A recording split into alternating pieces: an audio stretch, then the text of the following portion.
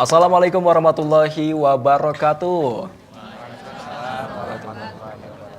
Apa kabar para pemirsa di studio? Baik, masih semangat? Dan juga para pemirsa Banten TV di rumah dimanapun Anda berada, senang sekali tentunya saya Riki Rosadi dapat menyapa Anda dalam forum dialog bersama DPRD Provinsi Banten. Boleh tepuk tangan sekali lagi? Baik, pemirsa, pada kesempatan kali ini kita akan coba membahas bagaimana kemudian ancaman banjir ini masih menjadi permasalahan utama. Tentunya di wilayah Tangerang Raya, di tengah perubahan iklim saat ini, pola curah hujan yang menjadi sangat tidak menentu. Berdasarkan data BMKG saja per tanggal 7 hingga 8 April 2026 kemarin, wilayah Tangerang ini masih berada dalam fase pancaroba. Kondisi ini diperkuat dengan indeks ENSO yang masih berada pada fase netral dan juga diprediksi bertahan hingga semester pertama tahun 2026. Tentunya akibat dari potensi ini, banjir lokal dengan genangan termasuk rob di wilayah pesisir ini masih sangat tinggi. Di lapangan, di sejumlah titik pemirsa, seperti Periuk, Kota Tangerang, dan beberapa wilayah di Kabupaten Tangerang ini masih mengalami genangan akibat luapan sungai dan juga sistem drainase yang belum optimal. Nah, kali ini pemerintah Provinsi Banten tentunya melalui UPTD Sumber Daya Air telah menyiapkan berbagai langkah strategis. Pada kesempatan kali ini pemirsa, kita akan melihat sejauh mana kemudian kesiapan pemerintah Provinsi Banten dalam membangun infrastruktur air yang adaptif dan juga mitigasi banjir di Tangerang Raya di tahun 2026. Di samping saya sudah hadir Ketua Komisi 4 DPRD Provinsi Banten, Bapak Muhammad Nizar. Assalamualaikum Bapak. Waalaikumsalam Mas. Gimana kabarnya Pak hari ini? Alhamdulillah baik. Baik, masih semangat Pak hari ini Pak? Iya dong, Ya, harus terus semangat Pak ya. Dan pemirsa, di tengah-tengah kita juga sudah hadir Pak Zainal Mutakin, staf ahli gubernur bidang pemerintahan, politik dan hukum. Assalamualaikum Pak Zainal. Waalaikumsalam warahmatullahi wabarakatuh. Gimana kabarnya Pak hari ini Pak? Alhamdulillah sehat, bahagia. Alhamdulillah sehat, bahagia, luar biasa. Dan pemirsa, di ujung sebelah kanan saya ini sudah hadir Pak Didik Purwanto dari Kepala UPTD Pengelolaan Das Cisadane Cudirian. Assalamualaikum Bapak. Waalaikumsalam warahmatullahi wabarakatuh. Gimana kabarnya hari ini Pak? Alhamdulillah. Alhamdulillah, luar biasa. Baik pemirsa, untuk membuka dialog pada kesempatan kali ini mungkin kita akan coba membuka bagaimana kemudian mitigasi dan juga pembangunan infrastruktur. Kami ingin melihat dari Pak Purwanto terlebih dahulu mungkin Pak. Ini sebelum kita bahas lebih jauh, ini terkait dengan mitigasi sendiri dan juga pembangunan infrastruktur ini seperti apa Pak? Mungkin bisa dijelaskan kepada pemirsa Banten TV di rumah. Baik, terima kasih. Selamat sore. Mohon izin Pak Ketua, Pak S.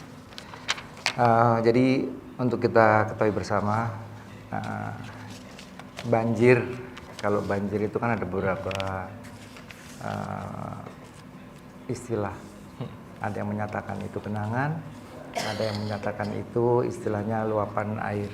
Intinya banjir itu adalah hal air yang nggak tertampung dalam suatu wadah. Kuncinya adalah seperti itu. Jadi untuk kita kasih gambaran, mungkin saya juga bisa sampaikan di Permen 4 tahun 2015 bahwasanya wilayah sungai di Provinsi Banten ada 4 wilayah sungai, dan kebetulan juga di WS kami itu masuk dalam WS Ciliwung Cisadane. Nah, khususnya di Tangerang Raya ada beberapa sungai yang memang kewenangan pusat, tapi ada di wilayah kami. Nah, itu yang jadi mungkin nanti prioritas ataupun yang selama ini menjadi dianggapnya sebagai penyebab banjir. Itu untuk apa istilahnya pandangan kita terhadap apa itu banjir. Jadi intinya volume yang tidak tertampung oleh penampang yang sudah tersedia oleh alam. Lanjut atau masih? Baik, lanjut. Ya, mungkin nanti interaksi ya. Baik, untuk mungkin kalau bicara soal wilayah Tangerang Raya, ini kita mungkin ke Pak Nizar nih Pak. Ini yang paham betul wilayah Tangerang, mungkin Pak Nizar. Kalau melihat di wilayah Tangerang Raya Pak, dengan kondisi saat ini, kalau bicara soal banjir, Kalau menurut Bapak dari kacamata Bapak ini potensi ataupun dari kesiapan pemerintah sendiri sebetulnya sudah siap belum Pak dari segi infrastruktur dan sebagainya begitu. Mungkin bisa dijelaskan Pak. Iya, makasih Mas. Tadi sudah disampaikan oleh Pak Kepala UPT persepsi terkait banjir. Namun hari ini kita lihat bagi masyarakat yang sudah jenuh terkait dengan banjir yang nggak kadung selesai persoalannya, akhirnya dapat lagi istilah Pak. Jadi banjir itu adalah air parkir. Air parkir ya kan? Air markir gitu ya. Jadi ya itu sebagai ledekan mungkin karena kejenuhan masyarakat. Tapi saya ingin menyampaikan juga bahwa kita ini mewakili masyarakat, tentu apa yang menjadi suara dan teriakan masyarakat ini pasti akan menjadi pertimbangan buat kita dengar. Nah, kalau kita mau jujur, pada tahun 2026 ini memang di awal-awal sudah kita disuguhkan ya dengan menyambut tahun baru dengan banjir begitu. Nah, hari ini saya senang bisa berdiskusi di dalam forum ini dengan hadir Pak Kepala UPT, terus kemudian ada staf ahli Gubernur Pak Jenal yang dulu pernah juga ada di Bapeda mungkin ya. Nah, ini kan tidak lepas kaitannya dengan bagaimana kita merancang agar banjir ke depan ini bisa kita atasi kembali begitu. Kalau kita mau lihat di Tangerang tahun 2026 ini banjir itu yang paling besar itu ada 2. Pertama di Tangerang, yang kedua di Serang kemarin. Ya, yang cukup menghebohkan begitu. Nah, hari ini karena situasi cuacanya yang debit hujannya juga sudah menurun begitu. Walaupun memang kita nggak bisa lagi menebak ya. Kalau dulu kan waktu zaman saya kecil itu mudah sekali. Kalau masuk bulan ember, nah berarti ini bulannya basah. September, Oktober, November begitu. Nah, kalau sekarang kita dengan kondisi iklim cuaca dan atmosfer dunia begini, ini nggak bisa kita tebak nih Mas. Malah kita banjirnya di bulan Februari, bulan Maret begitu. Kalau dulu kan nggak, bulan Oktober, Desember, nah itu banjir gitu. Karena debit airnya, curah hujannya tinggi. Nah, ini karena kondisi sudah begini, mumpung. Nah, ini menarik kita bicarakan persoalan banjir. Ada Kepala UPT, ada Pak Sahli, Pak Jenal. Ini bagaimana kita harus mengantisipasinya ke depan. Kita udah nggak bicara lagi nih banjir yang awal tahun 2026. Tapi banjir 2026 ini harus menjadi cerminan bagi kita, introspeksi dari kita. Kita sudah tahu nih kelemahannya apa gitu. Kalau bicara banjir itu, kalau tadi Pak Kepala UPT bilang bahwa genangan ataupun luap itu nggak salah, 100% benar. Karena apa? Dikarenakan debit hujan yang begitu tinggi ya, curahnya luar biasa sehingga tampungannya tidak memadai. Sebenarnya kan bumi ini begini-begini aja. Mau menampung apa? Cuma kan persoalannya bukan itu. Ketika sifat air dari atas terus mencari yang lebih rendah, begitu ya. Terus dia mengalir melalui apa salurannya? Nah, berarti kan ada persoalan begitu. Nah, ini yang harus kita atasi mumpung 1 tahun ini ya, kita punya waktu nih berapa bulan untuk mengantisipasi apa? Mengantisipasi agar tahun berikutnya tidak terjadi lagi apa yang sudah kita alami di tahun 2026. Baik, ini semakin menarik. Tapi saya ingin melihat pandangan dari Pak Zainal mungkin. Pak Zainal, bicara soal banjir, ini tentunya perlu kesiapan dari pemerintah sendiri. Nah, kalau dari Pak Zainal sendiri, apa poin yang semestinya menjadi titik perhatian pemerintah untuk menanggulangi banjir sendiri, Pak? Baik, selamat sore semuanya hadirin. Jadi memang kita kan kebetulan dikumpulkan hari ini orang-orang yang hariwang gitu ya. Kalau melihat langit hitam banget gitu ya, banjir apa kagak gitu. Jadi kalau kita lihat di wilayah, apalagi di teman-teman di wilayah Tangerang, kalau kita diagnosa kan paling tidak ada 4 hal penyebab banjir. Penyebab yang pertama itu kalau curah hujan melebihi normal, udah deg-degan pasti itu warga. Kemudian yang kedua kalau drainase tidak memadai, sempit. Yang ketiga itu sedimen terlalu banyak, terlalu penuh. Yang keempat itu kalau sudah ada alih fungsi lahan. Ini yang menjadi paling tidak diagnosa awal kita kenapa terjadinya banjir. Kalau bicara dalam konteks Banten, permasalahan banjir ini kan berdasarkan keputusan Menteri PU, pembagian kewenangan, itu kan ada 4 wilayah sungai di Banten. Wilayah sungai kalau bicara Tangerang Raya, maka di situ ada Ciujung dan Cidanau Cidurian ya, Balai C3. Kemudian yang kedua adalah wilayah sungai Ciliwung dan Cisadane. Ini secara kewenangan sebenarnya wilayah sungai yang ada di Tangerang Raya itu dan Serang lebih banyak ditangani oleh pemerintah pusat. Kemudian kalau provinsi kebetulan menangani ada 2 wilayah sungai, Cidanau dan Cidanau dan Ciujung, bukan Ciujung ya, Ciujung dan Cidurian, dan yang kedua adalah Ciliman dan di Cisawarna. Tapi mungkin seperti tadi Pak Ketua Komisi Pak Nizar menyampaikan, fokus kita mencoba melihat persoalan yang ada di Tangerang Raya.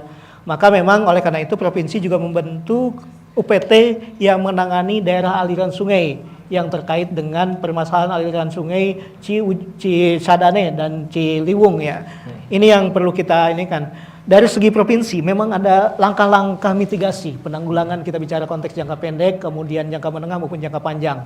Sejalan dengan visi pembangunan Banten maju adil merata itu kan tidak tercapai karena kan kalau kita bicara konteks air itu kan tidak mengenal KTP ya. Dia nggak peduli KTP-nya bukan KTP Jakarta, KTP Serang, KTP Bogor. Dan kalau bicara dalam konteks wilayah sungai, itu kan Cisadane itu kan mengalir dari Bogor masuk ke Banten, kemudian berujung di muaranya di Laut Jawa. Maka dalam konteks itu saya kira yang terpenting bagi kita adalah bagaimana memitigasi ini. Mitigasi yang pertama kami kira yang sudah dilakukan oleh pimpinan juga ketika terjadi bencana, respon cepat. Alhamdulillah kalau kita lihat barangkali Pak Nizar juga memperhatikan gerak cepat Pak Gubernur. Begitu ada bencana langsung terjun ke lapangan, Dinsos bisa dikerahkan, bisa dipompa airnya dipompa. Kemudian kalau ada bantuan sosial yang harus ditangani, ini juga kita lakukan. Sehingga ini respon cepat yang kita lakukan secara kumulatif bersama kabupaten kota. Baik, berarti nanti mitigasi ini perlu dilakukan. Namun ini semakin menarik, tapi kita harus jeda sejenak Pak Jenal. Dan pemirsa kita akan segera kembali, tetap bersama kami dalam forum dialog bersama DPRD Provinsi Banten.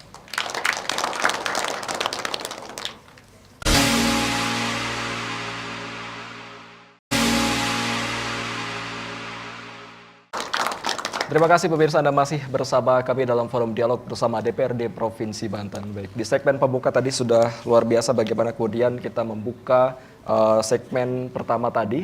Mungkin kita akan lanjutkan forum dialog kita ke Pak Nizar. Pak Nizar, ini kalau bicara soal penanganan banjir tidak lepas dari anggaran. Nah, ini mungkin kalau dari DPRD sendiri bagaimana nih untuk DPRD memastikan program penanganan banjir ini berjalan efektif dan juga tepat sasaran nih Pak?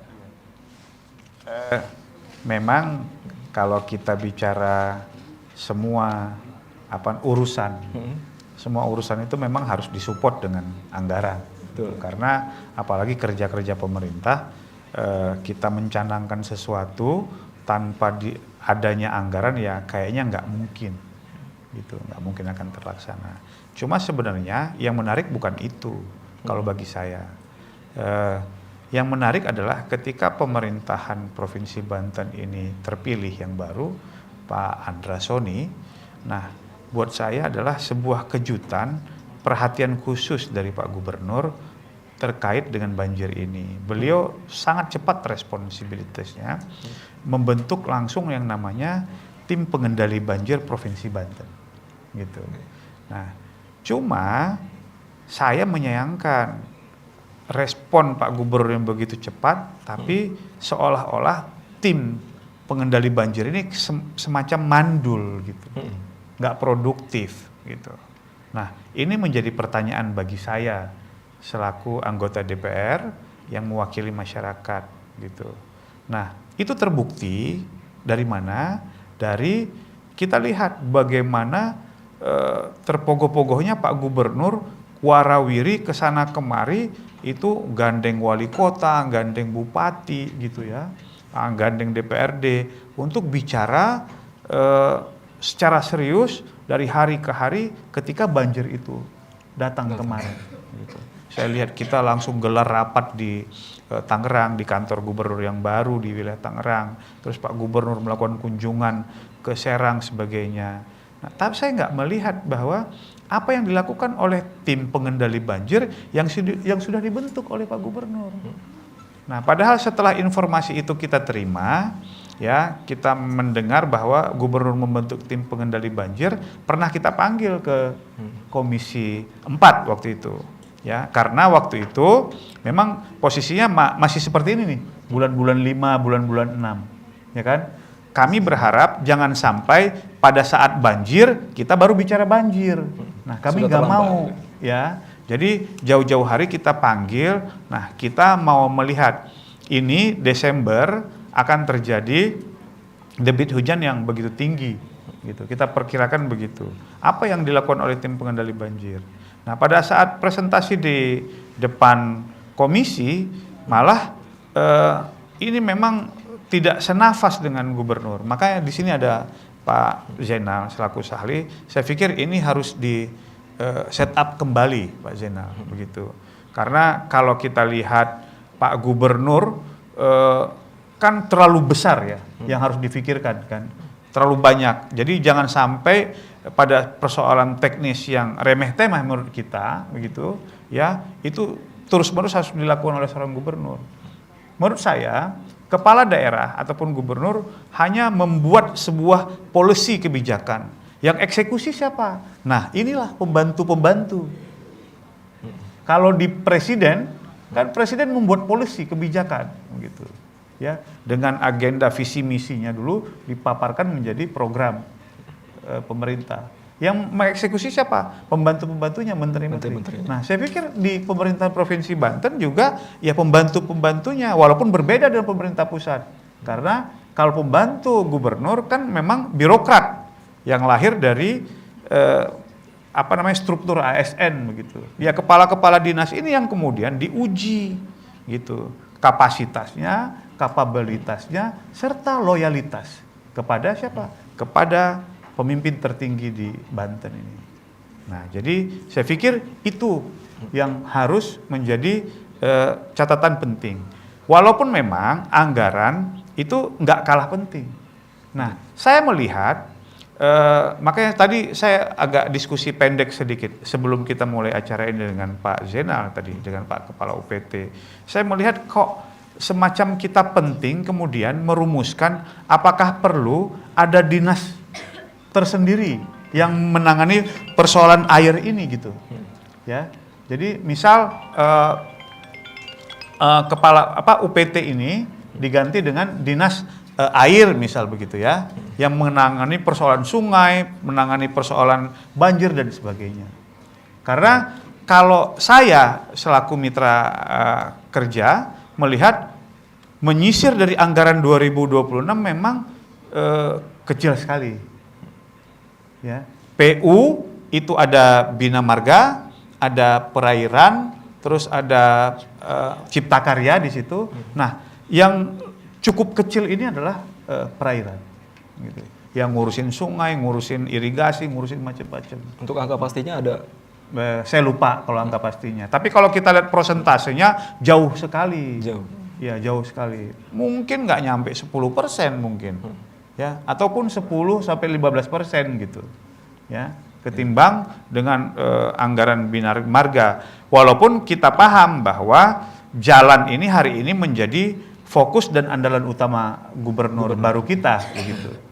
Jadi memang anggaran ini penting. Nah, dalam bayangan saya, nah ini perlu juga kita bicarakan ke depan, apakah mungkin kita kembangkan SOTK Dinas Perairan begitu, sehingga kita bisa menata dengan lebih baik dan fokus anggarannya juga di satu OPD. Tidak hari ini ada di PU dinas urusan air semacam teranak-tirikan begitulah, Mas. Baik, ini mungkin kita langsung ke Pak Zainal mumpung hadir di tengah-tengah kita juga mungkin Pak.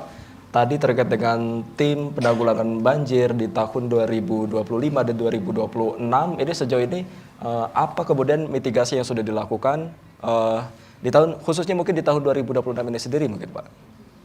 Jadi dalam perspektif jangka pendek dan jangka panjang, penyelesaian banjir itu bukan seperti sprint ya, 100 meter selesai, cepet-cepet gitu ya. Tapi ini pekerjaan maraton, kolaboratif, dan harus secara efektif dan efisien, dan memang melibatkan segenap stakeholder. Ya memang dalam konteks ini, teman-teman juga tadi seperti disampaikan oleh Pak Nizar, ya memang seolah-olah tergopoh-gopoh ketika ada persoalan, reaktif, tapi memang di samping itu memang langkah-langkah koordinatif tetap dilakukan oleh teman-teman. Di samping kegiatan-kegiatan formal, kita juga kalau wilayah Tangerang Raya, kita mengenal aglomerasi yang Jabodetabek Jur, yang menangani secara komprehensif wilayah sungai yang ada yang menopang daerah khusus Jakarta. Ya memang sampai saat ini kita belum final ya penetapan Jakarta sebagai daerah khusus Jakarta, di mana Tangerang Raya sebagai penopang. Tapi secara komprehensif di situ ada forum-forum rutin setiap minggu, setiap bulan secara evaluatif mengevaluasi langkah-langkah yang sudah dilakukan oleh masing-masing provinsi yang terlibat maupun dengan kabupaten kota.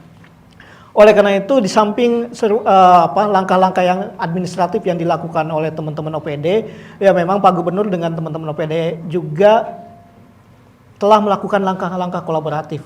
Karena menyelesaikan Banten tidak bisa oleh pemerintah sendiri. Maka kalau dalam konteks pentahelix pembangunan, kita juga melibatkan beberapa komunitas. Kalau di Tangerang Raya ada komunitas Suci ya, yang menangani masalah Cisadane. Kemudian juga komunitas-komunitas sepanjang aliran sungai. Kalau di Das Cidanau kita juga mengenal konservasi bumi, yang alhamdulillah juga sudah mengoptimalkan bagaimana ini bisa berjalan. Cuma memang ini perlu siapa berbuat apa yang secara pasti juga secara definitif bisa terevaluasi.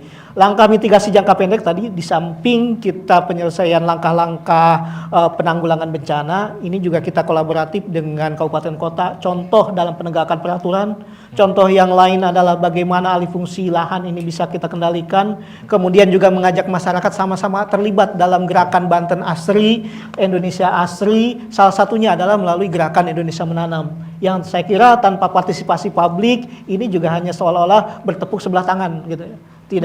Tidak terlalu kelihatan. Oleh karena itu dalam forum ini juga kami mengajak teman-teman yang hadir di sini, teman-teman komunitas untuk sama-sama terus bergerak. Karena masalah air bukan hanya di masalah ketika saat banjir, tapi ketika juga di hulunya juga harus kita selesaikan. Pola perilaku kita dalam mengatasi persoalan sampah, pola perilaku kita ketika diam saja, ketika orang lain buang sampah, ataupun ketika sedimentasi di sungai menumpuk, kemudian ketika air juga sudah saluran air menyempit, ini menjadi langkah tanggung jawab kita bersama. Bukan berarti pemerintah menyerahkan ini menjadi tanggung jawab publik, tapi menjadi tanggung jawab kolaboratif kita, aktor pembangunan yang melibatkan pemerintah, kemudian juga melibatkan industri, melibatkan civil society, melibatkan akademisi, dan juga melibatkan teman-teman industri. Baik, ini semakin menarik kalau misalkan kita bicara soal langkah. Nah ini mungkin kita akan bicara ke Pak Didik soal langkah apa saja yang dilakukan. Tapi kita harus jeda sejenak, Pak Didik, kita akan segera kembali. Tetap bersama kami pemirsa dalam forum dialog bersama DPRD Provinsi Banten.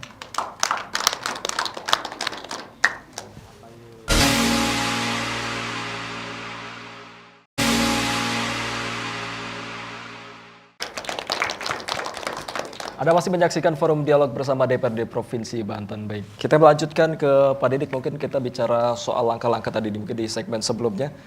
Langkah-langkah untuk menanggulangi dan juga mitigasi tadi dari pemerintah Provinsi Banten sendiri. Ini khususnya Pak Didik, ini ada normalisasi Sungai Cirarap dan Cisadane yang menjadi prioritas di tahun ini, tahun 2026. Sejauh mana kemudian ini progres untuk penanganan bottleneck atau penyempitan alur di kedua sungai tersebut, Pak? Mungkin bisa dijelaskan. Baik, terima kasih Mas. Jadi mungkin kami sampaikan dulu gambaran terkait tadi yang sudah disampaikan Pak Nizar dan Pak dari SAG, Pak Zainal. Apa yang beliau sampaikan emang seperti itu kondisinya, Mas. Dan di lapangan itu tugas kami. Artinya dengan anggaran yang ada, kami melakukan mitigasi. Jadi kalau bicara tadi wilayah sungai udah disampaikan Pak Yanal, ada 4 wilayah sungai yang ada di Provinsi Banten. Nah kebetulan di Tangerang Raya itu adalah wilayah Ciliwung Cisadane. Dari situ kalau gambaran dari daerah aliran sungainya ada sekitar mungkin yang paling besar ada 4 ya. Ada Kalasabi, Cirarap, Cisadane, dan Angke. Nah, gambaran wilayah itu sebenarnya sama dengan gambaran administrasi. Biasanya administrasi daerah kita itu dibatasi oleh aliran sungai. Itu sama. Nah, dari situ kelihatan nanti penyebab banjir. Utamanya adalah luapan sungai. Itu kalau luapan sungai bisa dari karena intensitas hujan yang terlalu tinggi, bisa juga kalau istilah kita sampaikan tuh kiriman-kiriman, seperti itu. Ya, dari situ akan kelihatan mana titik-titik yang harus kita dahulukan. Di situ ada kendala terkait dengan kewenangan. Tapi alhamdulillah Pak Gubernur melalui koordinasi dengan pusat juga melalui C2 khususnya di Tangerang Raya udah sinergi Pak. Akhirnya alhamdulillah dukungan dana juga kita udah mulai bisa melakukan ataupun langkah terhadap sungai-sungai yang ada di Provinsi Banten. Sungai ada di wilayah kita, tapi kepemilikan ada di bukan kepemilikan, kewenangan ada di pusat. Itu juga kita harus selalu sinergi. Nah, ini di kami memang ada beberapa anggaran untuk penanganan Cirarap khususnya, terus Kali Angke dan tadi sampaikan Cidurian. Alhamdulillah nih Mas, dengan survei Pak Gubernur tahun 2025 mungkin Pak, atau di akhir-akhir tahun itu Pak Gubernur memindahkan kami untuk melakukan penataan. Penataan itu sudah disampaikan juga oleh Pak Zainal tadi itu kendala yang ada ataupun penyebab yang ada. Utamanya pertama adalah penyempitan, sedimentasi, pola hidup kita yang kadang sungai itu ya buat buangan. Karena kan kalau buang di sungai kan enak, larinya kan ke jauh ya Mas ya. Tapi sebagai akibat adalah nanti ada penyempitan. Jadi, mohon izin saya sampaikan juga kita sudah ada di Cirarap itu kita kolaborasi dengan C2, kabupaten dan kota sudah kita plotting kabupaten berbuat apa, kita berbuat apa provinsi, terus kota dan C2. Nah ini hari ini kemarin dengan Pak Bupati Tangerang normalisasi sepadan saluran sungai. Itu kita kemarin bersepakat untuk mengembalikan fungsi air sekitar mungkin 20+5. Jadi artinya nanti dengan volume yang tadi saya sampaikan tampungan ada air itu nggak tertampung ya banjir. Nah kita coba memperbaiki dulu tampungan itu. Nah mitigasi kita adalah sebenarnya secara teknis ada berapa genangan sih? Karena genangan itu sebenarnya bisa dihitung. Volume kubikasi bisa dihitung. Nah air ini harus kemana? Tadi sampaikan oleh Pak Nizar, air mah pasti nyari tempat yang rendah. Nah rendahnya kalau di tempat kita, di tempat yang istilahnya benar-benar padat penduduk, itu yang agak repot. Kita tinggikan saluran juga udah menyempit seperti itu. Balik lagi ke penanganan, kita di Cirarap lakukan pengerukan Mas. Kita lakukan pengerukan, nanti dengan C2 juga ada normalisasi dan ada penurapan.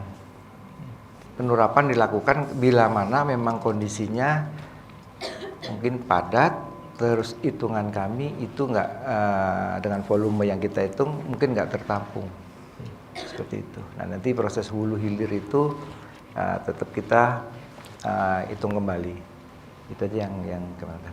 Baik, ini mungkin kita ke Pak Nizar kembali. Pak Nizar, ini dengan tadi di awal disebutkan bahwa dengan anggaran yang terbatas, ini untuk penanggulangan banjir ini sendiri menjadi poin penting juga nih untuk dari DPRD harus berpikir secara keras begitu. Bagaimana kemudian anggaran yang turun ini bisa dimanfaatkan ataupun bisa digunakan seoptimal mungkin. Ini kalau misalkan dari DPRD sendiri Pak, strategi yang saat ini sedang dijalankan seperti apa sih? Ya kan kalau kita bicara basis anggaran, kan semua sudah ada mata airnya.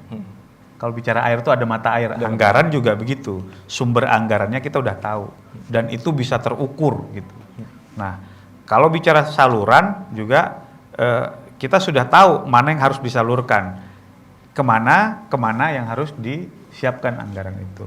Nah, lagi-lagi kalau kita bicara anggaran, dengan kemampuan kita hari ini pasti sangat minim, terbatas. Tadi dengan efisiensi Ya, dan sebagainya. jadi enggak hanya itu, karena misal hari ini kita kan terbebani dengan P3K yang nambah itu hampir 1 triliun, misal begitu. Terus kemudian kita harus biayai itu, yang tadinya kan informasinya kan dari pusat, misal begitu ya. Terus yang kedua, misal berlakunya mekanisme option terkait dengan pendapatan daerah. Kan Banten ini salah satu unggulannya, daerah itu pendapatannya dari kendaraan bermotor. Dari PKB. Dari PKB dan sebagainya. Nah, itu terjadi option yang dulu pemerintah provinsi lebih besar, sekarang lebih kecil. Yang dulu tidak real time, hari ini menjadi real time. Jadi itu yang susah kita mengatur cash flow itu. Nah, tapi maksud saya, hari ini pemerintah, ada Pak staf ahli juga bersama tim, saya minta untuk berpikir secara inovatif gitu, out of the box. Ya, bagaimana dengan anggaran yang terbatas, tapi kita bisa mencari way out yang terbaik untuk penanganan banjir. Misal apa? Saya kemarin sempat menyampaikan kepada Pak Gubernur, tadi juga Pak Zena menyampaikan, harus terlibat semua pihak. Nah, saya lihat ada celah yang memang ini orang besar, raksasa nih, kita harus libatin. Gitu. Siapa? Pihak ketiga. Di Tangerang itu, ya, dulu di Gading Serpong, di Serpong itu hutan, pohon karet, rawa. Sekarang hari ini menjadi kota. Siapa kota itu? Adalah pengembang. Ada banyak pengembang besar yang memang kita harus tarik, terlibat di sini, ya, untuk menangani persoalan-persoalan banjir yang ada di Tangerang. Karena apa? Salah satunya adalah resapan air. Kalau tadi Pak Zainal menyebutkan beberapa persoalan yang terjadi terkait dengan banjir karena drainase, terus karena saluran air dan sebagainya, hanya satu yang kita nggak bisa tantang, curah hujan. Ya kan? Karena sudah dari ya, itu dari Tuhan yang Maha Kuasa itu kan, kita nggak bisa cegah. Tapi yang lain yang disebutkan oleh Pak Zainal itu kita bisa lakukan. Nah, apalagi dengan kemampuan Pak Dik-Dik gitu, secara teknik orang sipil dia bisa hitung curah hujan, debit hujan, terus kemana berapa besar tampungan air yang kita butuhkan. Itu bisa dihitung semua. Retensi gitu. dan Ya. sebagainya. Nah, maka kalau kami melihat secara teknis, Komisi 4 melihat, ada yang lemah. Selain saluran banjir, tadi sedimentasi ya, berarti gampang kita atur anggarannya, nanti Pak Dik-Dik bersama timnya itu melakukan pengerukan agar sedimentasinya bisa teratasi, misal begitu. Tapi misal kayak sumur resapan masih kecil, tandon masih kecil, belum lagi pemanfaatan situ dan sebagainya begitu. Nah, ini yang harus kita gotong royong bersama-sama. Kalau kita ngandelin anggaran pemerintah, saya pikir ya siap-siap aja tahun depan kita tenggelam lagi gitu. Tapi kalau memang kita Pak Gubernur ngajak Bupati, ngajak Wali Kota, terus kemudian para Wali Kota, pejabat-pejabat ini ngajak pengembang-pengembang besar, ada Sinarmas, ada Alam Sutra, ada Lipo gitu ya, suruh siapin mereka berkontribusi. Kita nggak minta duit mereka, tapi mereka siapkan tandon-tandon juga ya, karena jangan salah, tandon itu jangan dibikin di area banjir, dia harus lebih tinggi dari wilayah yang lebih rendah, sehingga kalau ada aliran sungai dia masuk dulu, parkir dulu nih ke sini, ke tandon gitu ya. Pak Dikdi lebih paham lah, orang teknik kan itu ya. Nah, jadi saya pikir ini mari sama-sama kita ajak nih Sumarekon, ada apa lagi tuh ya, pengumpul, kita ajak semua, karena saya lihat kan di Tangerang, di Tangerang itu di perumahan-perumahan besar itu nggak banjir Pak, gitu, tetangganya yang banjir, kampung gitu. Karena apa? Kalau mereka merencanakan dengan baik, saluran mereka besar-besar begitu, terus tampungannya kemana? Ke sungai. Nah, persoalan di situ tuh. Ketika misal hari ini, kemarin ada yang menarik gitu, misal Kota Tangerang bilang, wah ini air dari Tangsel begitu, ya kan? Wah, Karena Tangsel kami cuma dititipkan dari Bogor Pak, dari Depok begitu. Ya tadi kata Pak Zainal, air ini kan nggak punya KTP kan, gitu. Nah kenapa kota Tangerang hari ini menjadi problem? Karena menurut saya salah satunya adalah Tangsel yang sudah lancar Pak. Jadi air itu kayak tol gitu. Kalau nggak macet kan dia lancar. Nah begitu di kota Tangerang macet, ya udah numpuk di situ. Sama aja kayak kendaraan ini. Kalau jalannya lancar, lebar gitu, mobil bisa lewat. Tapi begitu ada yang mampet di ujung, udah macet kan. Sama aja. Air di Tangsel hari ini jalannya udah luar biasa karena apa? Salurannya udah bagus, terus kemudian sumur resapannya udah bagus, segala macam. Nah problemnya tinggal di kota Tangerang misalnya. Ya itu yang harus kita support. Nah saya pikir, nah kita harus merumuskan nih masalah-masalahnya, ya kan? Masalahnya ada di mana dan kemudian kita carikan solusinya. Saya pikir tadi menggandeng pihak ketiga, para pengembang-pengembang besar itu penting Pak, dilibatkan agar menjadi tanggung jawab moral buat mereka. Mereka kan udah dapat duit luar biasa nih. Keterlibatan dengan pihak-pihak pengembang. Kita juga melibatkan para penonton mungkin Pak. Ini yang para penonton sendiri ingin bertanya kepada ketiga narasumber, kita berikan kesempatan. Tapi setelah jeda yang satu ini tetap bersama kami dalam forum dialog bersama DPRD Provinsi Banten.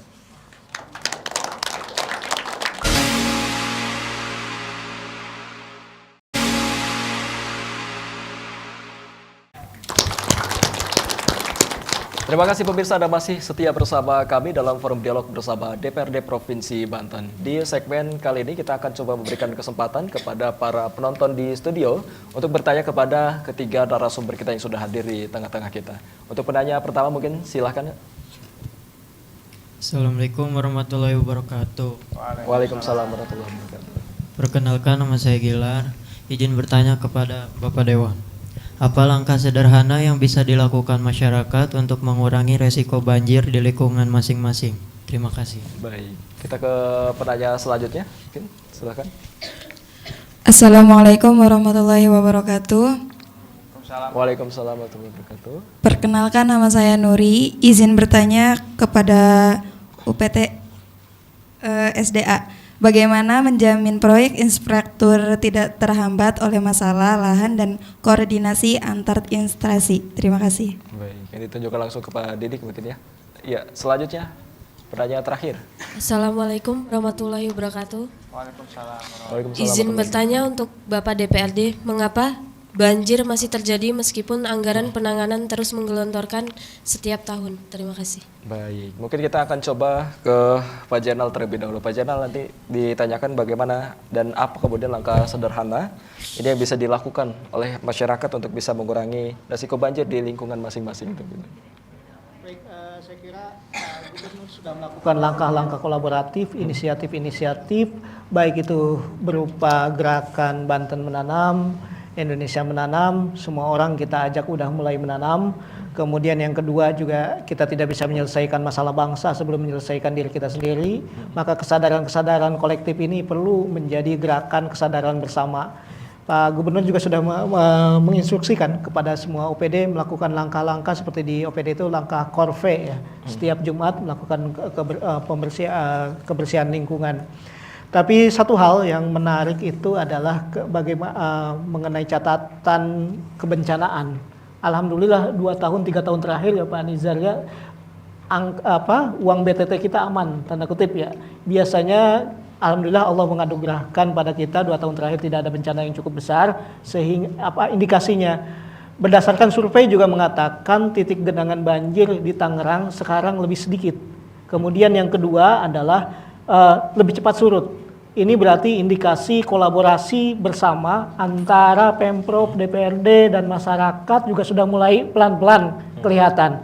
Cuma langkah ini harus tetap kita lakukan berupa kesadaran bersama, dan UPT juga kami melihat sudah mulai melakukan langkah-langkah terukur didukung oleh anggaran oleh teman-teman di Komisi 4. Seperti contoh, kita sudah mulai merencanakan untuk membangun embung Ariana Pak ya di Curug. Itu merupakan salah satu langkah solutif dari pemerintah Provinsi Banten. Belum lagi langkah-langkah kolaboratif tadi disampaikan oleh Pak Nizar. Contoh teman-teman di pengusaha Sinarmas juga sudah melakukan langkah-langkah terkait bagaimana penanganan sampah lingkungan sebagai salah satu sumber terjadinya banjir yang ada di wilayah Tangerang Raya. Ini beberapa hal yang terus kita gelorakan sehingga mudah-mudahan bencana banjir pelan-pelan mulai berkurang di Provinsi Banten.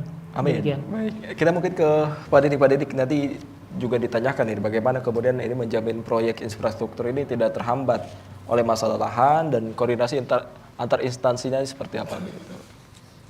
Baik, makasih. Tadi pertanyaan dari Mbak Nuri ya. Ya, kalau kami sih orang teknis itu orang teknis ya, bukan? Orang teknis. Jadi kalau kuliah itu adalah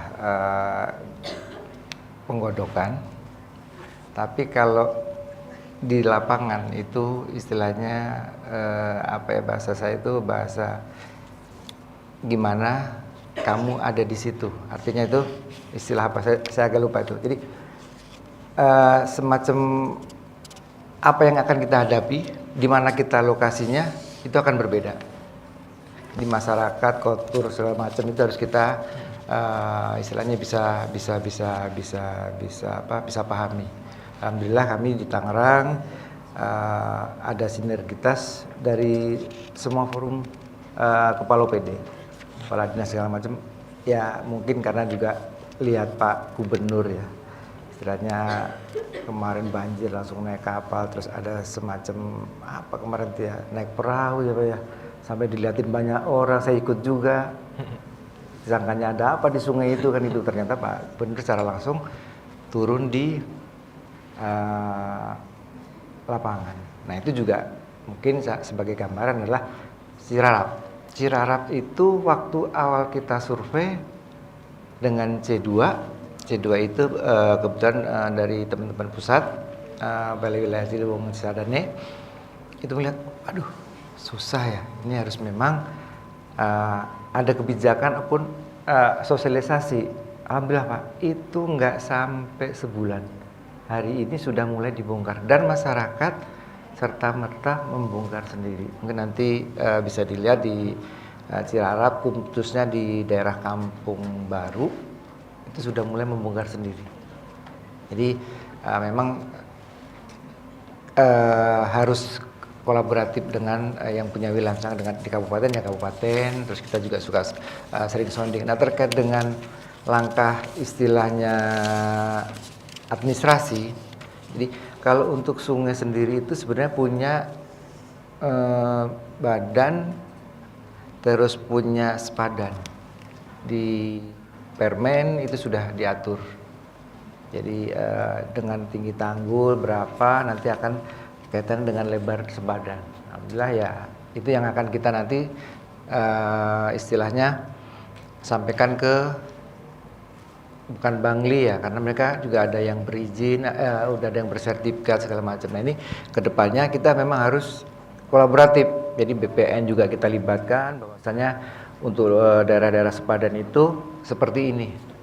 Gitu. Nah ini juga mohon izin Pak Ketua Komisi, situ pun sudah kita mulai sertifikatkan. Alhamdulillah sudah ada sekitar 21 yang sudah kita sertifikatkan. Intinya nanti untuk pengelolaan biar nggak ada permasalahan ke depannya. Itu aja sih. Jadi memang ada beberapa hal tadi kayaknya udah semua itu kita tinggal duitnya dan ayo kita bersama-sama. Ini mungkin kita ke pertanyaan selanjutnya, ini ditujukan langsung ke Pak Nijar. Pak Nijar tadi seperti disampaikan ini mungkin pertanyaan di segmen sebelumnya juga masih sama nih. Bagaimana kemudian ini masih terjadi banjir meskipun anggaran penanganan sudah digelontorkan tiap tahunnya, sudah ada juga tim penanggulangannya. Nah ini seperti apa begitu Pak efektivitasnya? Semua bermuara kepada masalah. Masalah ini tadi saya sudah bilang, kita semua harus bergotong royong. Apa sih menginventarisir masalah ini? Apa masalahnya? Ya, kecuali tadi yang hujan tadi kan kita nggak bisa lakukan gitu. Ya, sedimen UPT akan lakukan, DPRD akan support dengan anggaran. Tapi kalau kemudian tidak ada kerjasama dengan masyarakat, repot juga. tidak ada kesadaran dari masyarakat gitu. Jadi kita butuh semua elemen yang berkaitan dengan lingkungan itu harus support bareng-bareng. DPRD sudah support, misal dinas sudah support, gubernur apalagi, tokoh masyarakat, nah tinggal masyarakat. Kalau masih suka buang sampah ke sungai, ya mau sampai kapanpun Pak Dik dan kawan-kawan itu ya Tidak akan pernah selesai. nggak bakal selesai. Karena problemnya salah satunya itu sedimen. Ya, terus yang kedua, ini inventarisir masalah ini sudah kita lakukan. Nah, sekarang kita ke action. Ya. Nah, kalau komplit, kalau mission komplit, saya pikir banjir ini bisa juga teratasi dengan baik. Yang terakhir memang koordinasi yang penuh ya. Karena Pak Didik ini juga nggak bisa ngapa-ngapain. Kalau bicara sungai, kalau kewenangan itu kewenangan balai juga. Gitu. Nah, tadi kan udah disampaikan oleh berdua ini ada langkah yang konkret dari Pak Gubernur, sudah bikin MOU dan sebagainya. Dan malah misal tidak hanya dengan balai, ya di Tangerang itu sungai itu ada 2 wilayah, satu Banten, sebelah sana itu DKI misal gitu. Nah, kita juga nggak bisa sembarangan menanganinya, gitu. Harus penuh koordinasi begitu.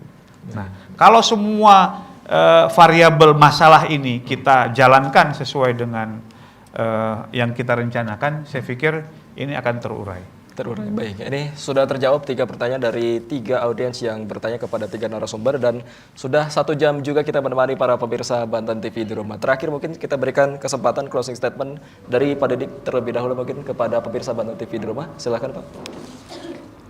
Baik, selamat sore Banten TV pemirsa. Closing statement saya adalah bekerja di lapangan itu seni. Kalau untuk kait dengan tema kita sekarang banjir, kami harap kita bersama-sama, tadi sudah disampaikan kita secara kolaborasi, bahwasanya masyarakat juga secara sadar terkait sampah, pemerintah juga secara terus-menerus melakukan pemeliharaan terkait dengan bantaran sungai, dengan sedimen yang ada di dalam saluran. Yang ketiga adalah konsistensi kita, khususnya Pak Ketua, terkait dengan anggaran pemeliharaan, karena ya namanya alam pastinya ada hal-hal yang pasti di suatu ketika ada istilahnya ada bencana ataupun ada sampah lumpur segala macam, dan itu memang harus memang setiap hari harus kita pelihara. Itu aja. Baik, boleh tepuk tangan. Terima kasih Pak Didik sudah hadir dalam forum dialog bersama DPRD Provinsi Banten. Selanjutnya Pak Zainal, kami berikan kesempatan, silakan Pak. Baik, pemerintah tidak berdiam di ruang hampa, tidak terisolasi sendiri. Maka bagaimanapun dalam penentuan kebijakan, mau tidak mau harus menyelami apa yang terjadi di masyarakat, khususnya terkait dengan banjir. Oleh karena itu, Banten tidak akan maju kalau selamanya kita bermusuhan dengan air.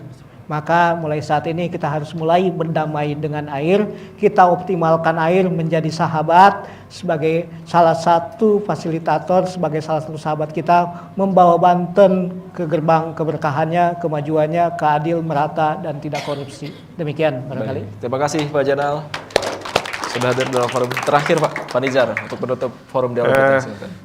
Kita ini lepas dari Jawa Barat karena kita pengen menjadi masyarakat yang maju, daerah yang maju, begitu.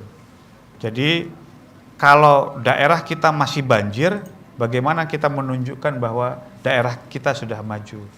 Untuk maju itu tidak hanya berpikiran maju, tetapi berperilaku juga harus maju, biar kita bisa menjadi Banten yang maju.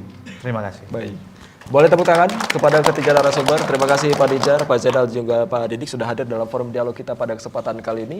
Akhir kata saya Rik Rosadi dan kru yang bertugas pamit undur diri. Wassalamualaikum warahmatullahi wabarakatuh. Waalaikumsalam warahmatullahi wabarakatuh. Terima kasih Pak. Terima kasih.